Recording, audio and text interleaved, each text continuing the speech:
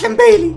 Sasha and Bayley! My wildest dreams came true. Bayley turned heel, and the only question I have is, will she replace all the balloons with Kong? We also got some exclusive backstage footage of WWE Crown Jewel. I'm still mad about the fact that Michael Cole is not as excited about the bohsh time as he used to be excited about the bohsh time. It's boss time! I think AJ Styles had enough of him. It's boss time! Shut up, Michael Cole! Slap your teeth down your throat! And I have a feeling he did it for Sasha.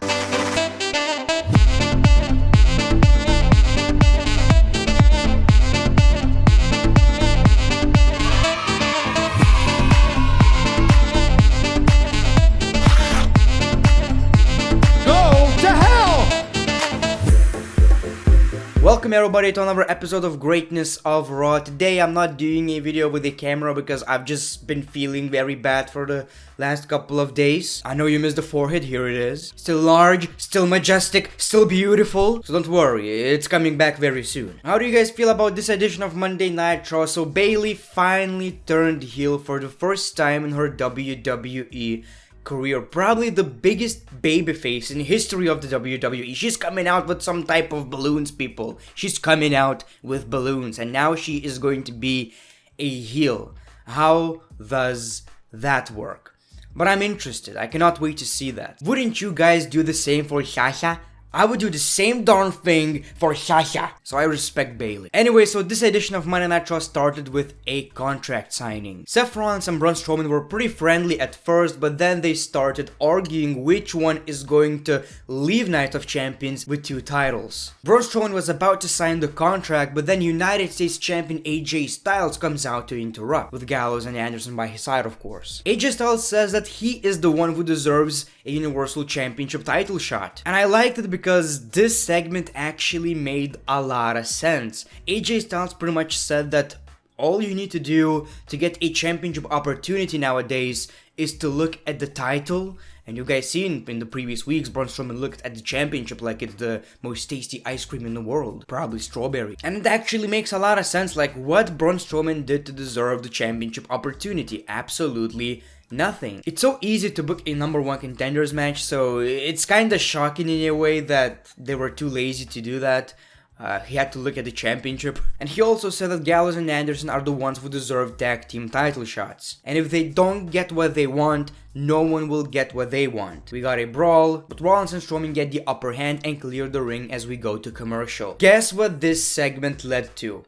Guess what the only thing this segment led to? Of course, it's Monday Night Raw, so we got a tag team match. What are you talking about? Shut up! It was a pretty cool match, but I was surprised by the fact that they had to win with a roll-up. Like, Seth Rollins is the Universal Champion, and apparently he had to pin Anderson with a roll-up.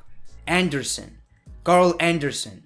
The guy was like one of the biggest jobbers in the WWE, unfortunately. Anyway, Seth Rollins and Braun Strowman won the match, and after the match, AJ Styles attacked Seth Rollins, but Seth Rollins gets the upper hand and dumps AJ out to ringside. And Braun Strowman runs around the ring and shoulder tackles Anderson and Gallows. He then accidentally hits Seth Rollins instead. Ooh, this is getting personal. Dolph Ziggler and Robert Roode then come out and attack Braun Strowman and Seth Rollins from behind. And this basically turns into a 5-1-1 beatdown on Braun Strowman and Seth Rollins. Like, they destroyed the crap out of them, and I gotta be honest, people, I want this to be a faction. I've got these NWO vibes, a bunch of random superstars. Most of the superstars have some credibility. I love this. It's better than the OC. It's better than everything we have. This should be a legit faction. I don't understand why WWE are not doing that as of late. Like, back in the day, factions were one of the biggest things in wrestling. But of course, people, the only reason we got this 5-on-2 attack is basically to make sure that Braun Strowman and Seth Rollins are looking very, very strong. And then for some reason, I really don't know why, like, it made no sense whatsoever, as of right now at least, Cedric Alexander got attacked by AJ, Gallows, and Anderson backstage when he was trying to do an interview. I get that it's because Cedric Alexander cannot win in the tournament, so we gotta make sure that he's not losing clean. We protect the guy. It's great, I like that aspect of it. But then again, what's the reason? Why would they attack him? I don't get it. Anyway, then we got Bobby Roode and Dolph Ziggler versus Hawkins and Ryder, and surprisingly, Zack Ryder and Kurt Hawkins did not really look that weak in the match. Like, they have a little bit of credibility, and that's great, because these two are kinda jobbers, but when you have some moments in the match where you have the upper hand, well, you gain some credibility. I mean, Bobby Roode and Dolph Ziggler are pretty legit. At the end of the match, Ziggler dumps Ryder outside and then super kicks Hawkins. Roode hits the glorious DDT on Hawkins for the 3 count. So these two are facing Braun Strowman and Seth Rollins for the Raw Tag Team Championships at Night of Champions. It's gonna be pretty interesting, but when you think about it, the only way they're going to win the championships is if Seth Rollins and Braun Strowman start brawling. If we will get some miscommunication, then I'm pretty sure Roode and Ziggler are gonna be our new tag team champions. I really hope so. But realistically, they have no chance. Then we got Lacey Evans versus Natalya, and like I've said, Natalya's injury doesn't matter at all. Like, she's wrestling full matches every week. She's probably doing push-ups at home. You just gotta love that WWE inconsistency. Anyway, Lacey Evans actually won the match with a pretty nasty punch. As nasty as it is, it doesn't look realistic. Like, I get that Big Show had that finisher, but Big Show is a one big dude. Like, his fist is bigger than my head, bigger than your head, so it kinda makes sense. Anyway, kinda. The only thing that doesn't make any sense is that he's not doing the finisher every time he starts the match. I would do that if I had that type of hand. Anyway, so it does make a lot of sense. But of course, Lacey won, so Natalya is always just used to be a third wheel in every storyline, so what kind of credibility are we talking about? We also got a pretty decent Becky Lynch promo when it comes to content of it, but oh boy, Becky Lynch is started acting cringe. Boy. Like, I get this whole man gimmick is what got her over, but it's a bit over the top nowadays. She basically said that Sasha Banks is full of crap. And Becky actually had a point, like Sasha Banks was in the first women's Hell in a Cells, first women that, a multiple time Raw Women's Champion, while other women were basically not on television. But Sasha Banks is the one who always complained, and that's like the actual reason, like, why I personally don't like Sasha Banks. I'm sorry, I love Sasha Banks! But Sasha interrupts and says that Becky got all of that because Nia Jax broke her face and made people care about her. Sasha challenges Becky for a title match and at Clash of Champions, and Becky accepts. The match is gonna be good. I'm not gonna lie, I'm pretty sure the match is going to be good, but boy, I don't like Sasha Banks, like seriously. If you've seen any of her interviews, she's so egoistic, like it's crazy. We got Baron Corbin versus Cedric Alexander, despite the fact that Cedric was attacked before the match, but the match was actually very long and very entertaining. Of course, Corbin wins the match with End of Days, and now he advances in the King of the Ring tournament. Are we about to get King Corbin? Is King Corbin what we are going to get? It's pretty realistic, I'm not gonna lie, but in my opinion, a bit too predictable. We got the Viking Raiders versus some jobbers who are very confident before the match. Of course, they lost, yeah, that's pretty shocking. The Viking Raiders is my favorite part of Raw. You just never know what's going to happen. Sasha Banks is backstage for a brief interview, but instead of answering the first question, she yells at the interviewer to get out of her face. Yes! Yes, do it, Sasha! Get out of Sasha's face! You stupid Sasha bitch! Then we got Samoa Joe versus Ricochet in another King of the Ring tournament match, and before the match, Joe basically says that I'm going to be King Joe. And it has a good ring to it. So we got the match, very good, really enjoyed it. Very fun to watch, but we got a very weird ending. So basically, they both fell down from the turnbuckle, but both have an arm laying on their opponent. So referee counted to 3, and then he was pretty confused on who won the match. So he basically said that I'm gonna let you know later, and that's how it ended. And then we got a brawl. I think it was pretty obvious that this is leading to a triple threat match. And that's exactly what they said after we got a backstage segment. In Baron Corbin's logic, they both got eliminated, but the referee said that no, both advanced. So Baron Corbin is facing 2 of these guys, and it's good, I guess, but it feels like they wanted to make a great match for Raw. That's the only reason. But then again, it's not that interesting. Like, I don't know, nothing about that match is screaming entertainment.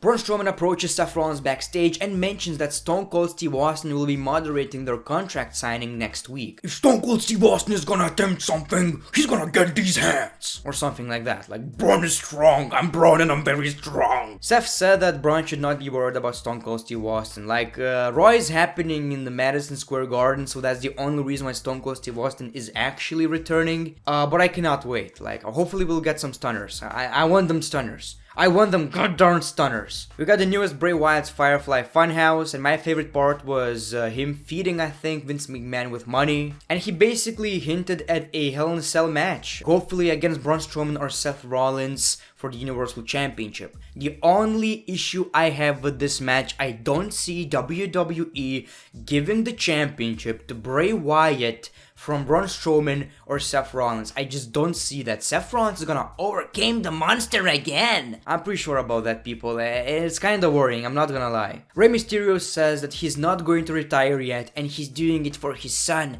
Dominic. I'm doing it for my son, Dominic. Then we got Cesaro versus The Miz. So Cesaro, after having a great match at NXT UK, which is a show I don't watch, I will never. I just cannot stand the show. Anyway, the match was good. He returns to Monday Night Raw to face The Miz and loses the match again. When was the last time he won a match on Monday Night Raw? I think never, since he basically split with Sheamus. I think never.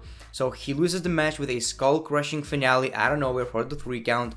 The Miz wins the match, and I was one of the biggest Miz's fans ever, but now he's just insufferable. I cannot stand the guy. The way he's dressed, the way he's acting like an annoying Naruto, basically. I don't like it. And then of course we got the main event, Bayley and Becky Lynch versus Nikki Cross and Alexa Bliss. And this is special, people. Not only because Sasha Banks interrupted. Sasha! It's Sasha! Not only because of that, people, but also because it's all women champions in one match. So that was pretty special, people. I was like, okay, this is the best match of all time. Anyway, so like I've said, in the middle of the match, Sasha Banks interrupts to basically watch the show, but then she attacked Becky Lynch, so we got a disqualification. After the bell, Sasha grabs a steel chair from ringside and brings it in the ring. Sasha starts beating on Becky with a steel chair until Bayley runs in and stops her. Bayley takes the steel chair from Sasha and they have a brief stare down.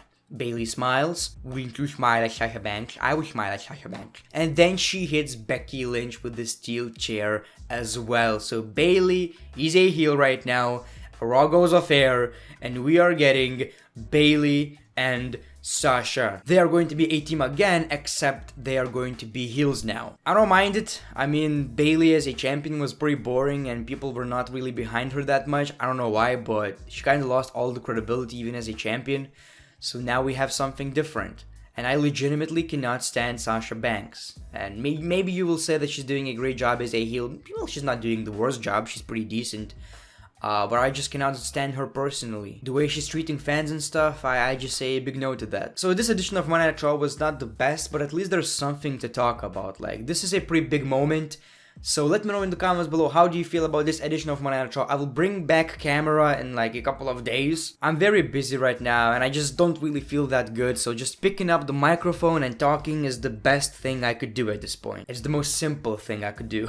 Anyway, so thank you for watching this video. Hopefully you enjoyed. I would give this Raw 6 out of 10. Let me know your rating in the comments below. And as always, the great one, peace, love, and hugs. It's been a pleasure.